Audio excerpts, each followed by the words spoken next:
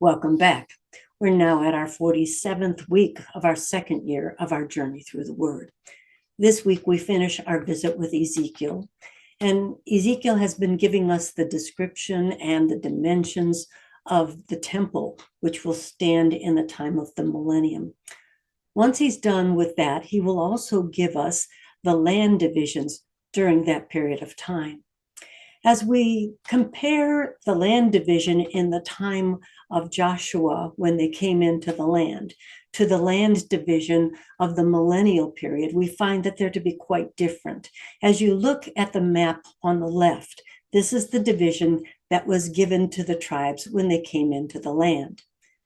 Then as you look on the right, you'll see that this is the divisions during the millennium. I want you to notice where Damascus is on both of these maps. You will see that the territory that is designated to the tribes in the time of the millennium is considerably bigger than the territory that's given in the time of Joshua. You will also see that even the way they're divided is very different. You will notice that the temple and the priestly portions fall in its own territory, and they're no longer designated to any one tribe, although they're sandwiched in between the tribe of Judah and the tribe of Benjamin. Obviously, this whole study in itself is one that's too large for us to be able to cover in our brief time together. The maps are also available to you in the description portion that's just below this video.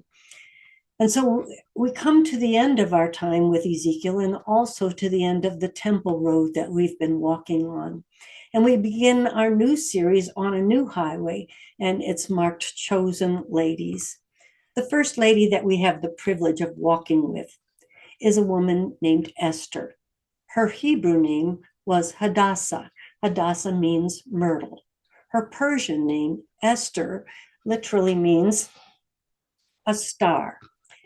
And so the book of Esther in the Masoretic text, which is what most of our Bibles today are based on, you'll find that it's considerably shorter than what is in the Septuagint.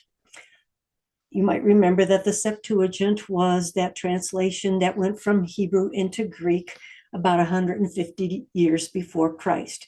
And the Masoretic text was put together by the Jews in Hebrew, and that took place around 1000 AD.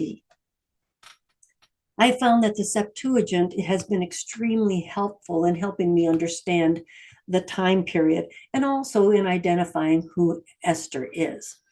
Often in the introductions to Esther in our modern day versions, it will say to you that Esther is one of the only books that never mentions the name of God. That's true in the Masoretic text. That's not true in the Septuagint. In the Septuagint, we find that, and as well as other manuscripts, such as the Latin Vulgate and also the Midrash of Esther, we find that there are many references to God and his power and who he is. And although there are some differences, again, between the Masoretic text and the Septuagint, the differences are not contradictory. The Septuagint begins with Mordecai having a dream. We don't find this dream in our Masoretic text, but we find this dream really spelled out before we even get to chapter 1 in the Septuagint. And Mordecai knows that this dream is from God, and so he seeks God to understand it. As we look at this dream, and then later on, it spells out how this dream told him exactly what was going to happen to the Jews, as well as showing him God's intervention and salvation. Also, when Esther determines that she'll go into the king and knowingly risk her life, she calls on a 3-day fast before she goes to the king to seek God's help and favor. In the Septuagint, there's this beautiful record of her prayer where she acknowledges that God is sovereign and that he is the only God. And she confesses that she and her people are in the condition they're in because they have failed to be obedient to him. And so she speaks all these things in the presence of God as she asks God for his intervention. So God is very much woven into the account in the Septuagint. As we begin our walk with Esther, we're introduced to the king that she will eventually marry. Once again, here's where there is a little bit of difference in that in our Masoretic text, we're told that it's Xerxes that she marries, while in the Septuagint, the Latin Vulgate, the Midrash of Esther, and in other ancient books, it very clearly says that it wasn't Xerxes, but it was Artaxerxes, Xerxes's son, that Esther married. I am more inclined to believe that Esther is telling us about Artaxerxes. Historical records tell us that Xerxes was married to a very cruel Persian woman, and her name was Amistris. And if you read anything about her, she is certainly not the Esther that we know. Our account begins with Artaxerxes throwing a wine party for his officers, his nobles, and the heads of his provinces. And according to the Septuagint, this celebration was to honor his marriage to Queen Vashti. I find that this is very reasonable because of the magnitude of this celebration. It wasn't just, well, let's get together and have a party. Something was going on that demanded a much greater celebration. And one of the stipulations that was given to the servants that were serving the guests was that there was to be no limit on the amount of wine that each guest was permitted to have, that he was to give them as much as they wanted. And so as you read, you'll see that there were many days of drinking. And it says that it was basically a wine party. Of course, there was food, but it was the wine that was flowing so freely. And so by the time Artaxerxes calls for Queen Vashti to come and present herself, he's feeling no pain. He is pretty inebriated. When it said, when his heart was feeling merry, what that means is he was a bit tipsy. And so he calls for Vashti to be brought forth so that he can show off her beauty. In the Masoretic text, it says that she was told to come wearing her crown.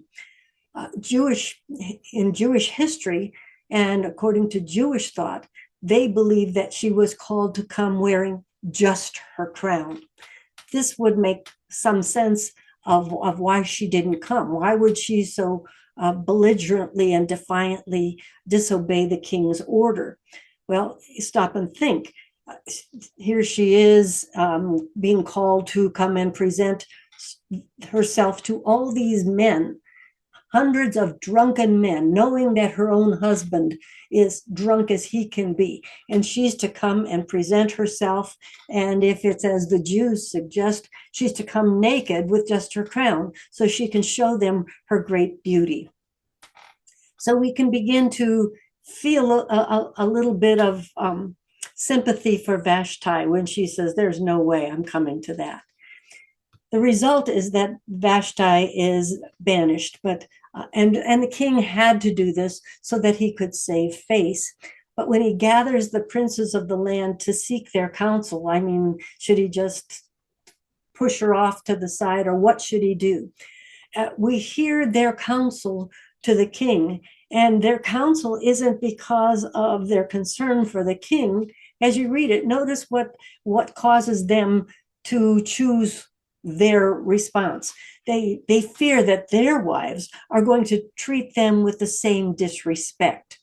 And so they push for the queen not only to be banished, even for a time, but that a new queen should be sought. This brings us to the introduction to a man named Mordecai. We know that Mordecai was from the tribe of Benjamin and that he had been taken captive by Nebuchadnezzar when he brought Jeconiah, Jehoiakim, also known as Jeconiah, and he brought him captive to Babylon. If we do a family tree from the information that's given, we find that Mordecai was Esther's older cousin, being considerably older than her, old enough, obviously, to be her father. Now, some will say that he was her uncle. And that could be sometimes the words that are used in this time period are not exact as we would like them to be. But also, it's not uncommon, just as it is today, for some older men to take a much younger woman and thus bear children in their old age. So was he her cousin, much older, or was he her uncle? Those things are still being debated. You can come to your own conclusion. And so Mordecai he loves Hadassah. He loves Myrtle, and he has taken her as his own daughter and raised her as his daughter. And so Mordecai is eventually, he's promoted to the king's service, and he serves in the king's court. And this is where we meet the wicked man, Haman. So who is Haman? Why does he have such a hatred for Mordecai? Is it just because he is a very proud man, full of pride? Well, certainly that. But we're also told that he's an Agagite. What is an Agagite? Well, you may remember a man named Agag, a king named Agag. We're told that Agag was the king of the Amalekites. You might go back and remember the story. Remember when Samuel told King Saul that he was to go and he was to kill all the Amalekites and not leave any alive. And so when Samuel comes to meet Saul after the battle, he finds that Saul has spared King Agag. And so Samuel himself takes the sword in hand, and he's the one who puts King Agag to death. But obviously, there were some of King Agag's descendants that got away. And we know that these Amalekites have had a hatred for Israel throughout the ages. We've read about them over and over again in our journey. And so now we have Haman, who is a descendant, not just of the Amalekites, he's a descendant from Agag. And we know that Haman has been promoted very high in rank in the king's court. And Mordecai also serves in the king's court. And Haman, they're told that they're to bow down to Haman when he walks by.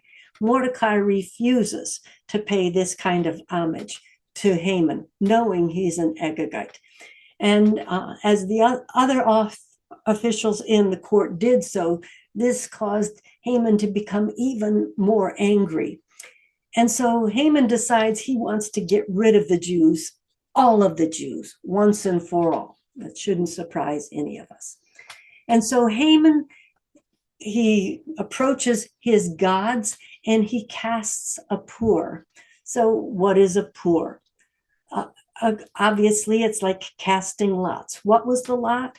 We're not really sure. There were different types of lots. Which kind it was, again, we're not sure. Could have been bones that he cast. Could have been some kind of stones that he picked from. We don't know. But he was trying to ascertain from his gods what's the best day and month and year to annihilate the Jews. And so he casts the pur. It obviously, again, was a single thing that he cast, because the plural of pur is purim. And so day after day, he's casting a pur. And so he cast purim because he did it day after day. And that became the name of the festivals, the festival of Purim.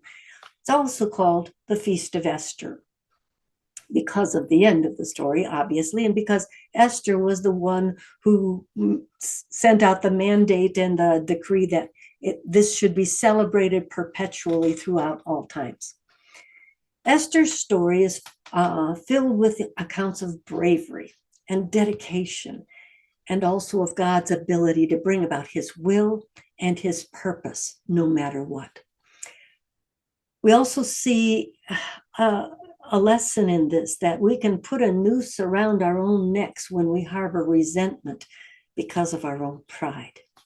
So enjoy your time in the courts of Queen Esther and watch for the power of God at work.